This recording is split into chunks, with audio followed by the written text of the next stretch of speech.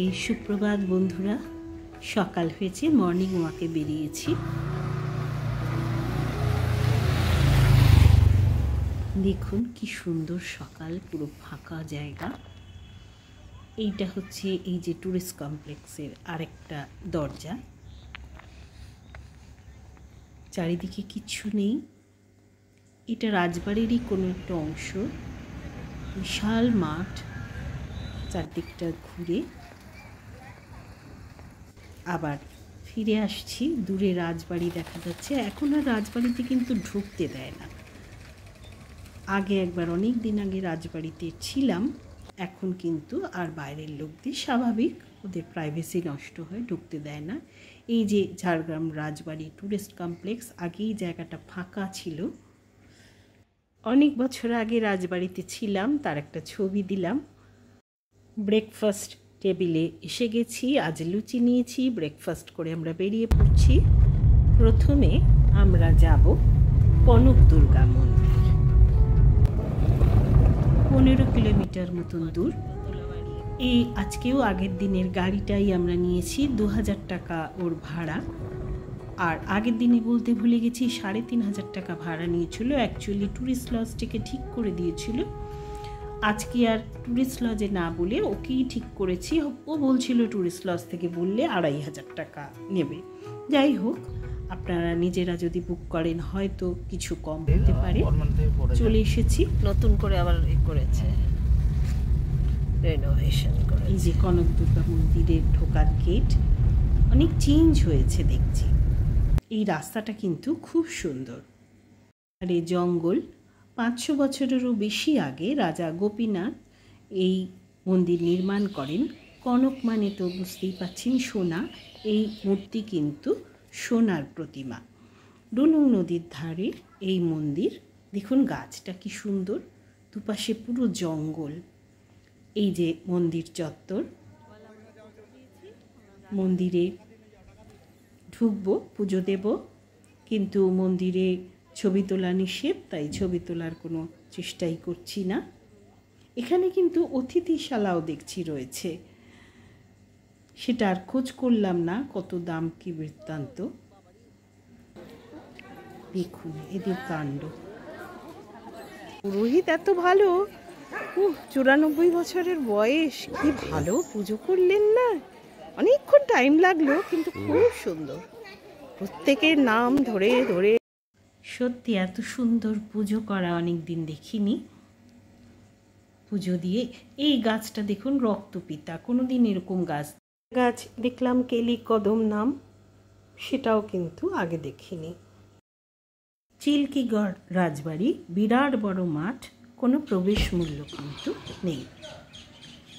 অযত্নের ছাপ কিন্তু রয়েছে।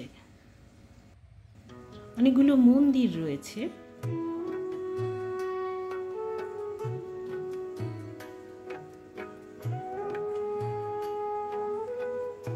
এই মন্দিরটায় পুজো হচ্ছে দেখলাম।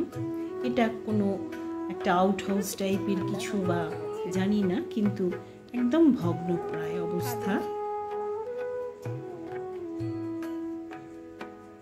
তাও ঢুকে ঢুকে প্রত্যেকটা জায়গা দেখলাম। দূর থেকে এই যে চিল্কিগড় রাজবাড়ি দেখা যাচ্ছে। একটা অংশ ওয়েস্ট বেঙ্গল গভর্নমেন্ট নিয়েছে, অফিস করেছে। এটাও একটা অংশ। এখন কিন্তু চিল্কিগড় রাজবাড়ি এরা ভাড়া দেয়। ভাড়া আমি আগে খোঁজ করে দেখেছি, খুবই কম ভাড়া, 800 টাকা ঘরের ভাড়া। তো আপনারা যারা চান তারা কিন্তু একটু খোঁজ করে নেটে যেতে পারেন। এই দেখুন গেটটা কিন্তু পুরনো দিনের সেই চিহ্ন বহন করছিল। চলে এলাম ট্রাইবাল মিউজিয়াম দেখতে। এই ট্রাইবাল মিউজিয়ামেও কিন্তু কোনো প্রবেশ মূল্য নেই। আর এখানে সরকারের যে বন দপ্তরের অতিথিশালাও রয়েছে, ফরেস্ট ডিপার্টমেন্টে, সেটাও বুক করা যায়।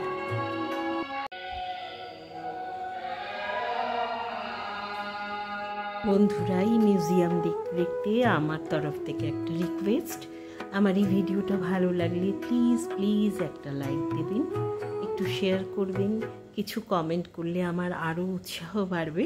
আমি আরও ভালো ভালো ভিডিও আপনাদের কাছে নিয়ে আসতে পারবো।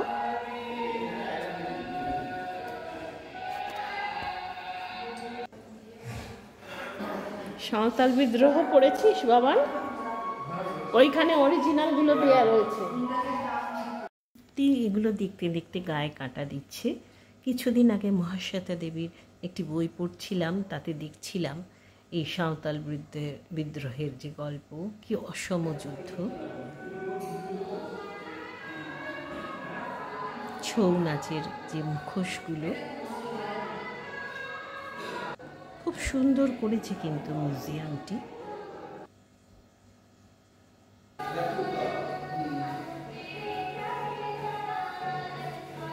যারা ইতিহাস ভালোবাসে এবং সমসাময়িক সমাজ যারা জানতে চায়, তাদের জন্য কিন্তু এই মিউজিয়াম অনবদ্য। খুব খুঁটিয়ে খুঁটিয়ে দেখছি এই ব্যাপারগুলো, কিন্তু মানে উদ্যোগগুলো কিন্তু সত্যি প্রশংসনীয়। মিউজিয়ামটি কিন্তু সত্যি খুব ভালো লাগলো। আর এখানে তো আগেই বলেছি থাকার ব্যবস্থা আছে। থাকার জায়গা হিসেবেও কিন্তু খুব সুন্দর, একদম শালের জঙ্গলের মধ্যে থাকা। সামনে একটা ক্যালেন্ডার দেখতে পাচ্ছি, এটা সাঁওতালি ভাষার ক্যালেন্ডার মনে হচ্ছে, ওয়াইচিকি ভাষার ক্যালেন্ডার কিনা আমি ঠিক জানি না। তবে এইটুকু জানি যে রঘুনাথ মুর্মু 1925 সালে এই ওয়াইচিকি স্ক্রিপ্ট তৈরি করেছিলেন। ওখান থেকে আমরা চলে এলাম একটি রেস্টুরেন্টে, ড্রাইভারই নিয়ে এলো সুবর্ণরেখা রিসর্ট। সেখানে খেতে নিয়ে এলো প্রচুর খাবার এবং ভীষণ সুন্দর করে সাজানো। এই হোটেলটি নতুন তৈরি হয়েছে, তাই আমি একটু ঘরগুলোও দেখে নিলাম। এটা কিন্তু শহরের উপরে, কিন্তু ঘরগুলো কিন্তু খুবই সুন্দর, 2,500 টাকার মধ্যে বেশ সুন্দর ঘর। এই দেখুন সুবর্ণরেখা ইন, সেটা দেখে আমরা চলে এসেছি স্পট দেখতে খোয়াবগাঁও। কিছুটা এসে গাড়ি থেমে যায়, সেখান থেকে টোটো নিতে হয়, সেই টোটোয় চড়ে যাচ্ছি। টোটোর জনপ্রতি ভাড়া বলছে 100 টাকা, মানে 300 টাকা হওয়ার কথা। কিন্তু আরও একটা অদ্ভুত ব্যাপার দেখলাম যে ড্রাইভার 50 টাকা দিল, আমাকে 250 টাকা দিল। কাঁঠাল পাতার মতন দেখতে। প্রচুর কাজুর গাছ, এই অঞ্চলে কাজু হয়। এই যে আবার নতুন করে ডাল বুড়ো হয়ে গেছে গাছ, সেগুলো পাতা ছেটে দিয়েছে, আবার নতুন করে গাছ হবে।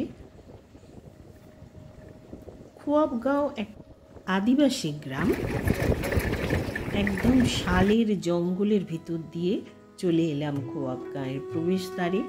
কোনো টিকিট মূল্য নেই, কিন্তু এরা কিছু ডোনেট করতে বলে বা এদের হাতের তৈরি জিনিস কিনতে বলে। চলুন যাই, গ্রামটা দেখি। দেখুন কি সুন্দর, প্রত্যেকটা ঘরের দেওয়ালে ভীষণ সুন্দর করে আঁকা, খুব নান্দনিক, কিন্তু সুন্দর করে সাজানো। ওর নাম বৃষ্টিদের ঘর। বৃষ্টি বড় মিষ্টি। দেখুন, আমরা এদের কাছ থেকে হাতে তৈরি একটা জিনিস নিলাম, ঘর সাজানোর জিনিস। চারপাশটা খুব সুন্দর করে সাজিয়ে রেখেছে।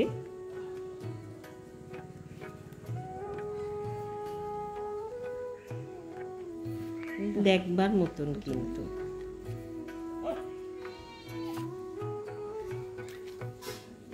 দেয়ালগুলো দেখুন। এইটা হচ্ছে এদের অফিস ঘর, এখানেই ডোনেট করা যায়, এরা রসিদ দেয়, কিছু কেনাও যায়। খোয়াবগাঁও দেখে আমরা ফিরে যাচ্ছি। এই দেখুন, এরাও সন্ধে হয়ে এসছে, ঘরে ফিরে যাচ্ছে। বিকেল আস্তে আস্তে পড়ে আসছে। একটা পুরো গ্রামের অভিজ্ঞতা নিয়ে আমরা আবার টোটোয় চেপে পড়লাম একই রাস্তা ধরে। আমার কাজুই ফুল গাছ চকচক করে। এখানটা বন দপ্তরের মানে থাকার জায়গা ছিল লোকেদের। গুড় তৈরি হচ্ছিল, দাঁড়িয়ে একটু ছবি তুলে নিলাম। যেতে যেতে আমাদের খরচের হিসেবটা দিয়ে রুম 4,000 টাকা, 2 দিনের 8,000 টাকা, গাড়ি প্রথম দিনে 3,500, দ্বিতীয় দিনে 2,000, টোটো ভাড়া 250 টাকা, খাবার 1,500 করে প্রতিদিন, 2 দিনে 3,000, তাহলে আর মিসেলিনিয়াস যদি আরও 250 ধরি তাহলে মোট খরচ হয়েছে 17,000। ওইখানে আমরা চলে এলাম। এখানে যে জু গার্ডেন আছে, একদম ছিল, কিছুই ছিল না, খুব সুন্দর। যখন এসেছিলাম তখন কিছুই ছিল না বলতে গেলে, খুব অল্প কিছু পশু জন্তু ছিল এবং একদমই সাজানো ছিল না। এখন ভীষণ সুন্দর করে সাজিয়েছে চারপাশটা। তাই? ও মা, কি সুন্দর এই দেখ টপটা করেছে বাঁশের। খুব সুন্দর একটা বেড়ানোর জায়গা, বাচ্চাদেরও খুব ভালো লাগবে। কি রে, এ তো মেয়ে, ছেলে, এই মেয়ে। হ্যাঁ, ট্রেনের খরচ বললাম না, কারণ যে যেভাবে যাবে। আমরা এসিতে গিয়েছি, তার একরকম ভাড়া, কিন্তু 2-3 ঘন্টার জার্নি, নন এসিতে যাওয়া কোনো ব্যাপারই না। আসার সময়, এই ঝাড়গ্রামে আসার সময় বলেছিলাম আমাদের ট্রেন প্রচুর লেট ছিল। তো এটা একটু দেখে নেবেন যে কোন ট্রেন লেট করে। পরে এসে জানলাম যে হ্যাঁ, কিছু কিছু ট্রেন বেশ লেট করে। আমাদের যাওয়ারও ট্রেনের টিকিট কাটা, কিন্তু সেটাও লেট করে দেখে আমরা তার আশা করলাম না। এই গাড়ি আমাদের খড়গপুর পৌঁছে দেবে। খড়গপুর থেকে আমরা রূপসী বাংলার টিকিট কেটেছি। তো রূপসী বাংলা শুনলাম লেট কম করে, সেই হিসেবে আমরা রূপসী বাংলায় কলকাতায় ফিরে যাব। সেই হিসেবটা আমি দিচ্ছি না, কারণ আগের থেকে যদি সেইগুলো বুঝে টিকিট কেটে আসেন তাহলে কিন্তু এই সমস্যাগুলো হবে না। যাই হোক, আমাদের এই বেড়ানোটা খুবই ভালো হয়েছে। এই জায়গাটা খুব সুন্দর, এই যে সাজানো, দেখুন কি সুন্দর বসার জায়গাটা করা রয়েছে। বন্ধুরা, ঝাড়গ্রাম আপাতত এই পর্যন্তই। আপনাদের সঙ্গে আবার খুব তাড়াতাড়ি দেখা হবে পরের ভিডিওতে। ততক্ষণের জন্য আপনাদের কাছ থেকে বিদায় নিচ্ছি। আপনারা সবাই খুব ভালো থাকবেন, সুস্থ থাকবেন, সাবধানে থাকবেন। নতুন ভিডিও নিয়ে খুব তাড়াতাড়ি আসছি। ততক্ষণের জন্য টাটা।